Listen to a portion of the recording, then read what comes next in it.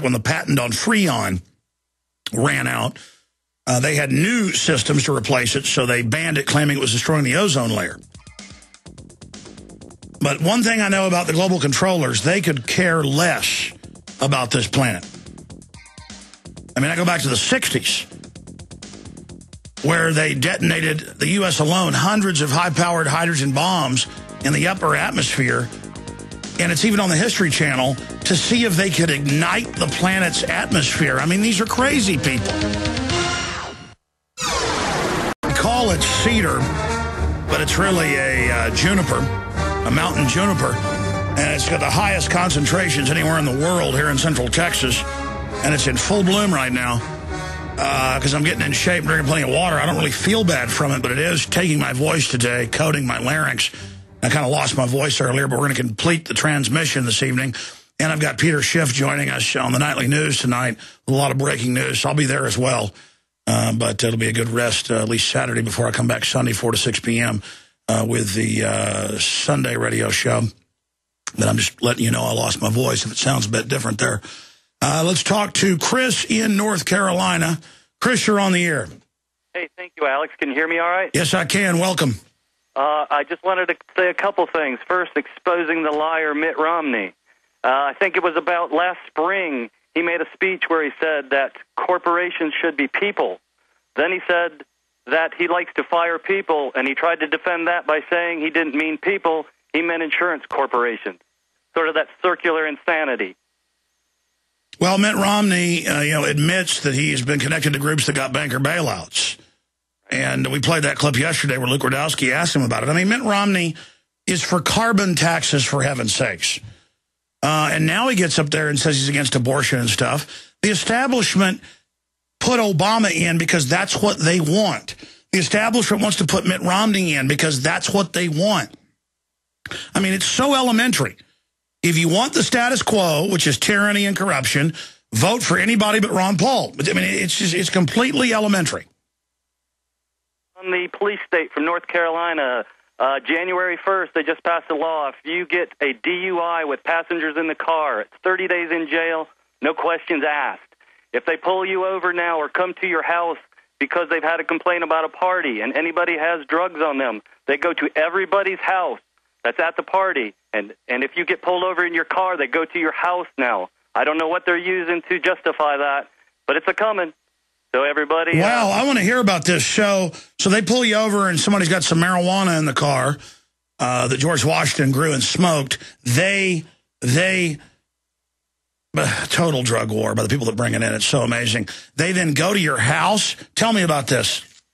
Well, I had a friend who got pulled over a couple weeks ago. He had 5 grams of marijuana on him, and they I don't know that they're doing it legally. He kept complying with them, which is probably the problem, but you know how it is. I had another friend that was having a party. They came to the place because of a complaint about the noise. Somebody there had some cocaine on them, I guess, but they went to everybody's house that was at the party. They just tell you they're going to detain you until they get a warrant to come to your house. That's North Carolina.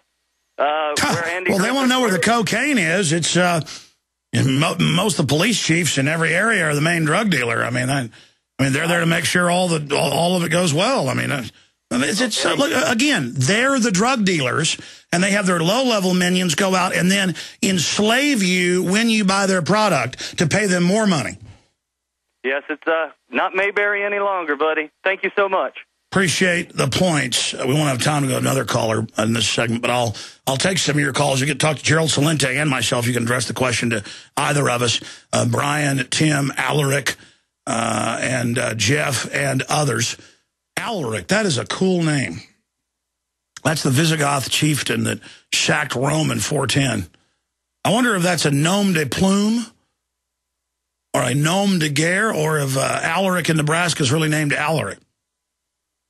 You know, my parents almost named me Alaric, and they almost named me Jerry after my grandfather, too. And if I was going to be a girl, I was going to be named Skylark. My parents really weren't hippies, but I guess they were leaning enough that direction. Can you imagine Skylark Jones?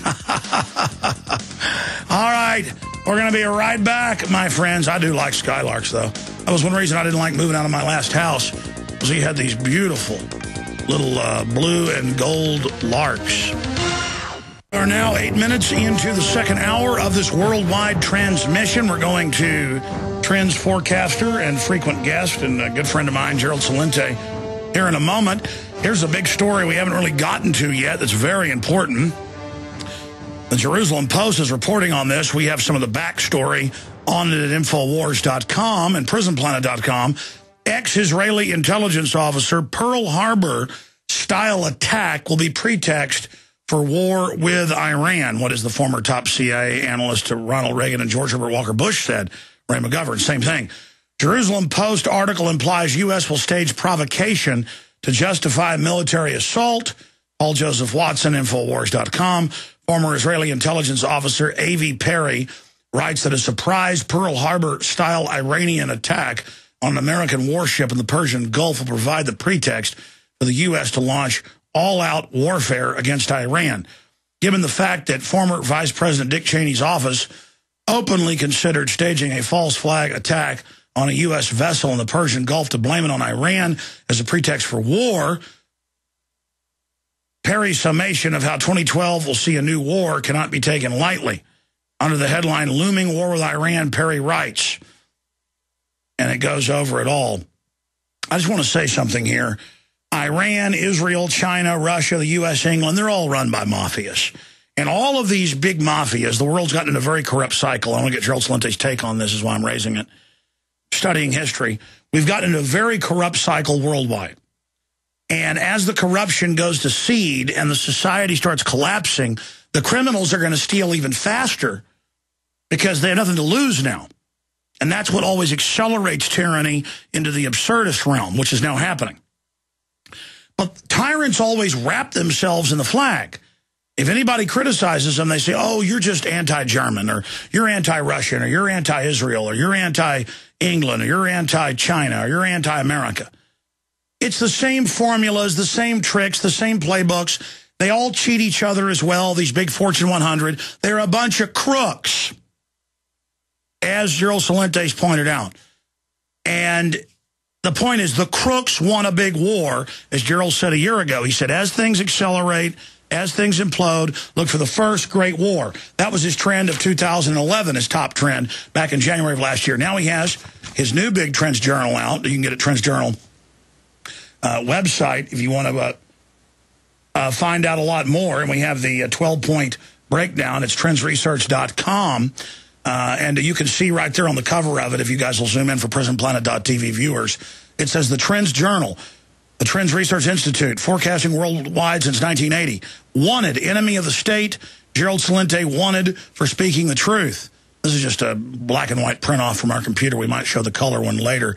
And it says America with a K, USSA, by Department of Homeland Security. And joining us for the rest of the hour is Gerald Celente. Gerald, great to have you on with us, my friend. Oh, it's always a pleasure being on with you, Alex. So they now admit that there's a war already going on with what we knew years ago, covertly in Iran. Things are escalating. What's on the front burner for Gerald Celente right now? Out of the gates, what's most important? It is Iran. It's number one. There are two number ones. It's what's going on in Europe, the meltdown of the European Economic Union, and the Iranian war that they're building up. They declared war, Alex. With Obama, when he signed on New Year's Eve, the National Defense Authorization Act, he also declared war against Iran, essentially, by making it impossible for businesses to do business with the Iranian bank who clears the deals to sell oil. And so already we've just heard from Japan. They said, according to the reports, that they're going to cut back on buying Iranian oil. Timothy Geithner just went to China and tried to strong arm the Chinese into not buying Iranian oil. 22% of Iranian oil goes to China. The European Economic Union, the Eurozone, they have already announced that they're going to stop buying Iranian oil. It's an act of war. It's a reverse of what happened as they're talking about what Pearl Harbor. I mean, people, if they know their history a little bit, the United States stopped Japan from buying oil. And now what they're doing is they're stopping Iran from selling their oil, and over 60% of Iran's GDP comes from selling oil. So we can see what's being set up here. Imagine this. Imagine if Iran put sanctions on companies doing business with America. Oh, my God, would there be some outrage going on? No, I did notice that all of this is unfolding. In fact, while you were talking, Rob Dew just walked in and handed this to me. Is why I was distracted for a moment. It's on another issue, Gerald, but it ties into just the rampant criminality. Here is a story out of Reuters. MF Global may not be able to pay clients back, the trustee says, Gerald. And so here we are 2-3 months into this, 2.5 months into this, and now they're just saying, you know, we don't know where the money is. Most of you won't get your money back. And by the way, Corzine, the White House advisor, got caught lying in Congress, but nobody gets in trouble. I mean, doesn't that just green light all sorts of new crime? Well, exactly. It's a criminal operation. And it's Corzine. I love the headline. He's looking for new place to start up business. Yeah, how about Sing Sing? Again, you know, when you look at the prostitutes and how they cover this, imagine if you or I or anybody listening breaks a minor crime. You know, they'll crash down your doors and drag you away. Could you imagine not being able to find money on your tax return? How they'd be hounding you to death? And going back and talking about this criminality and tying it together, here's what's going on, as I said, in Europe. Because as we made this forecast based upon, as you mentioned, a year ago, the collapse coming, the cover-up. It's not a recovery. We said it was a cover-up. And you look back and you hear the European Central Banker at the time, the head Trichet, a couple of years ago, saying that the Greek problem was solved. They would handle it. And now, of course, I mean, you can't make this stuff up, Alex. This is yesterday's Financial Times. Here's the headline. ECB sees signs of let-up in debt crisis. This is yesterday. Today, guess what? We have a debt crisis again. And here's what they're saying over there in Greece. This is from the Australian. Banks say no deal on Greek debt. Quote, there has been no agreement on any Greek deal or a specific haircut, says Charles Dallara, head of the Institute of International Finance, which represents banks in the EU negotiation. We remain open to a dialogue in search of a voluntary agreement. Now, let's make this clear so everyone could understand this BS language. The banks made bad bets. It's as simple as that. Because they made bad bets, they don't want to take a haircut. You make a bad bet. Hey, you know what we'll call that, Alex? Capitalism. How about that? Oh. But not when the banks do it. They don't want to take a haircut because the white shoe boys don't want to take a trimming. Instead, they're going to screw you and grab the money from you, from the Greeks, from the Italians, from the Americans, from the French, from the German, from everybody. So what do? I got it. Austerity measures. How's that for a nice word? It kind of conjures up those feelings of, you know, doing the right thing. Yeah, like raising taxes, cutting benefits, cutting pensions, cutting services, and increasing the cost of services, raising taxes as you're losing money, and increasing the retirement age until after you're dead. So now, when